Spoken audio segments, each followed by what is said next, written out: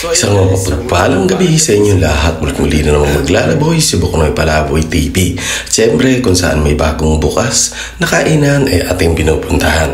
Kaya mga kapadyak, mga viewers, tara na, puntahan natin ang Cheese Habit Resto Bar. Dito lang yan sa Punsalan Street, San Nicolas Bay, Laguna. At naghahain sila ng iba't ibang klaseng pagkain na talaga namang iyong magugustuhan.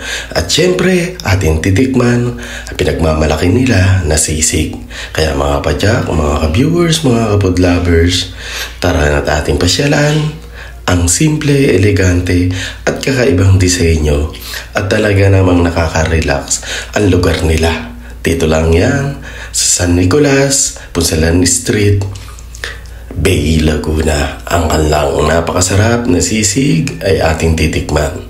So ayan mga padyak, mga ka-viewers, atin ang titingusan at titikman ang kanilang sisig.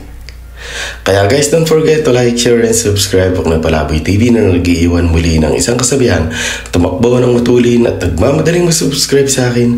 Lahat kayo ay pagpapalain ko. Ikaw bago pa lamang sa akin channel, huwag kalimutang pindutin ang notification bell para mag-updated sa mga bagong video na ina-upload ko. Kaya guys, don't forget to like, shares, and follows Berhel De Castro and Buknoy Palaboy TV. Kaya mga kapadyak, mga viewers, isang mapagpalang gabi sa inyong lahat mula kay Buknoy Palaboy TV.